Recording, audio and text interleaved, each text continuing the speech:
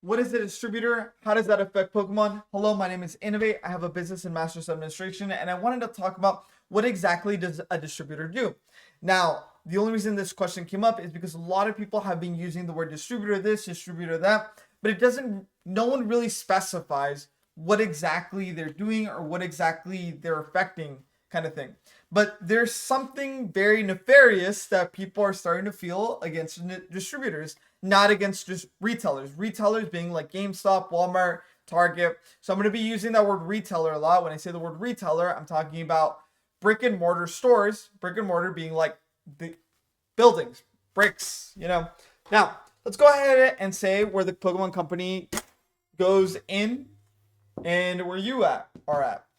Be aware, this video is mostly going to be focused on the English market. I do not understand the Japanese market enough to really talk about it. I cannot tell you exactly how it works or what they're doing over there because I don't necessarily know. Now, for the English business, I've done a little bit of research and it's really easy to tell, okay, like this is what's going on. So the Pokemon Company went ahead and came to America and they were like, hey, we need someone that is willing to print our cards. So what they're doing is that they're basically outsourcing the manufacturing part of it. So the first thing that they do is that they go to a manufacturer. I'm not a good speller. Did you know that I'm a math teacher? I do not know how to spell. So manufacturers are people that are actually printing your cards. So if your card ever comes out damaged, bad centering kind of thing, that's who you really want to be upset with. The manufacturer printed the card and they're basically, the Pokemon Company said, hey, manufacturer, you have licensing to print our cards, basically. So the Pokemon Company kind of stops right here, you would assume, right? So this is where the Pokemon Company stops. They're like, okay, manufacturer, there you go. Now, obviously, Pokemon will likely have control in other sectors of what we're going to talk about. But if you really, really, really want to focus on what exactly the Pokemon Company actually focuses on, the Pokemon Company is mostly focused with the manufacturer. So they want to make sure that the manufacturer is printing on time. They want to make sure that the manufacturer has everything prepped and is in accordance with everything that they want. They want to make sure that the vocabulary is being used properly, so the cards are being printed properly. Everything of that sort, everything that has to do with the quality, the design, the features of the card, that's where Pokemon Company is really involved in. So they're going to care about the manufacturing aspect of it. Now, here, from the manufacturer, they printed the card. Awesome. Nice. There we go. So after the manufacturer, you're going to go ahead and go to the distributor. I don't even think I'm going to have enough space, but we're going to try to make it work. So here, you're going to have the distributor. Distributor. By the way, we haven't even gotten to you. There's going to be another line, but I realized I'm a very bad artist. Okay, I'm going to paint bubbles so that way you can see them. So we got the manufacturer, and then from the manufacturer, we're going to go to the distributor. We're not even to you, by the way. You're your own bubble. You're an amazing person, but you are your own bubble still. Now, the distributor is someone that from the manufacturer, they buy massive amount of boxes, right? So any large quantities, big boxes that you've seen on videos or photos of pallets, right? That is what the manufacturer is providing to the distributor. So the distributor is now going to go ahead and say, oh, okay, like I'm going to go in my little car, right? And I am now going ahead and distribute everything that the manufacturer just made. So from the distributor, we're going to go ahead and go to the retail. So we're finally at the retail. Finally, yo, let's go. So the retail would be GameStop, Walmart, Target, and others, right? So this is a very simple, basic graphic. I'm sorry that it's completely disjointed. My bad. I wanted to make it from left to right. I messed up. I'm sorry. So the retailer, you're thinking about GameStop and other stores that, basically have windows, doors, etc. Places where you can go ahead and go in and be like, nice, we're here. Obviously, there's other types of retail. You can think about this as wholesalers. Wholesalers are companies like Costco and Sam's. So basically, their idea of those companies is that you're going to go from the manufacturer to the distributor. Now, these distributors are going to cut the middleman of going to a retailer, and the distributors would be they themselves. Again, this is an example where a distributor makes their own retail, and that would be an idea of Costco and Sam's.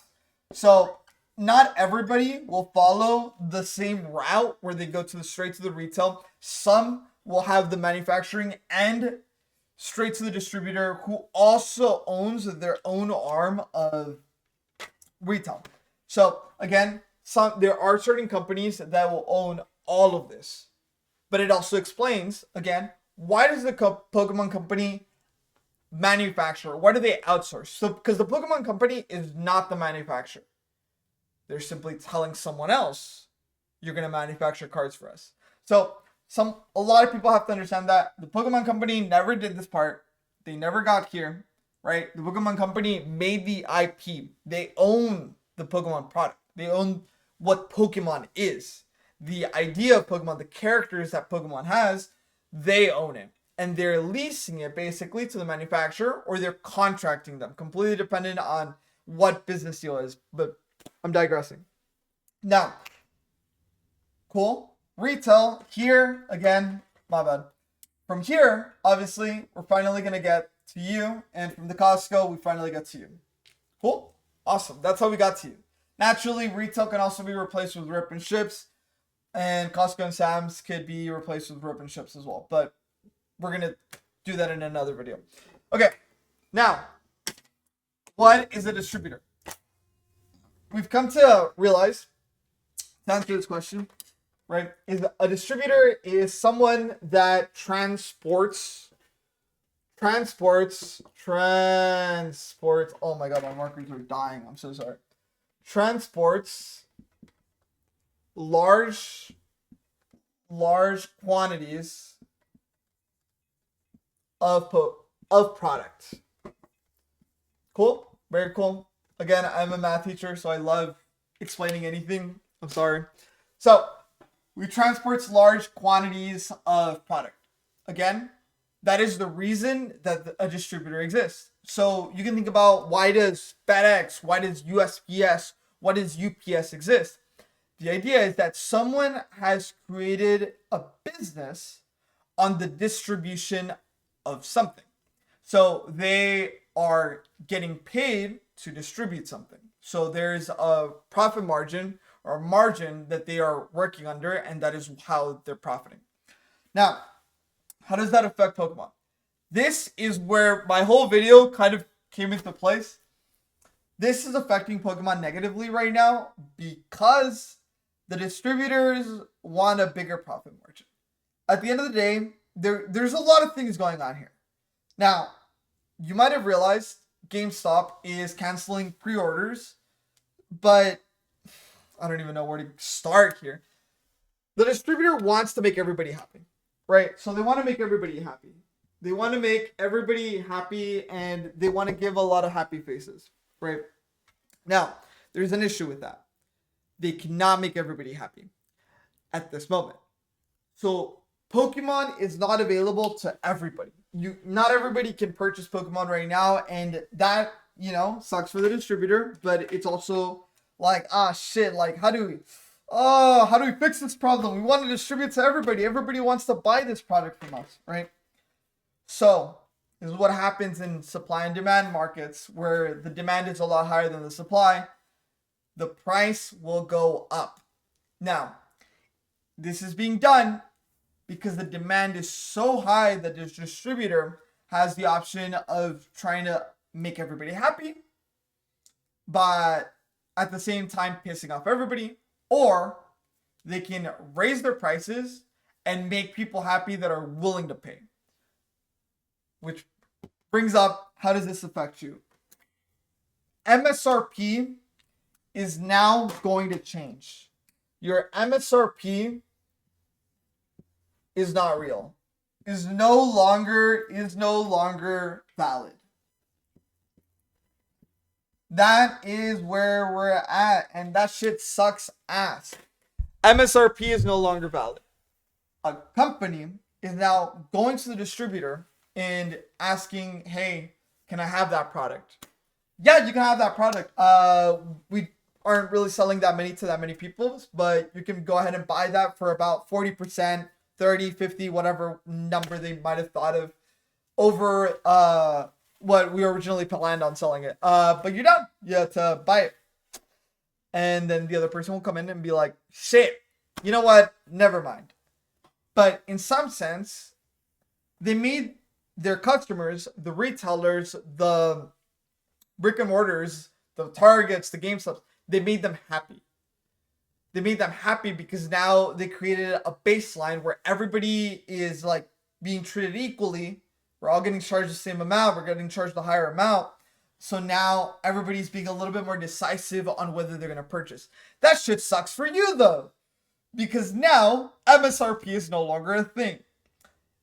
The distributor is making a bigger profit margin, so that benefits them a shit ton because everybody wants this product and they're benefiting that. But they're also benefiting the retailers in some sense. And it sounds weird to say, like, how is it possible that it's benefiting the retailers?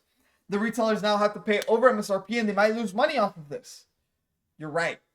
But that also means that a lot of retailers that are willing to purchase this product will now be able to purchase this product regardless of the price. And it might deter people that are not super sure about purchasing these products to not buying them at all. Again, it still sucks for the consumer because your MSRP that was, let's say for the ETBs, that was supposed to be $60. That's not real. The distributor should have sold this to the store for about 40, 30, $50, right? And then that would have been like a very valid for the retail to be like, okay, now we can sell this at $60. But now, instead, they'll go up to them and they'll be like, hey, my ETB that was $60, you can only buy off of us as a distributor for 90, and you can sell it for 120. So good luck with that. Shit sucks. It does. It really does. There's a whole conversation on this. There's a whole fiasco on all of this. And we are not getting the valuation that we want as consumers.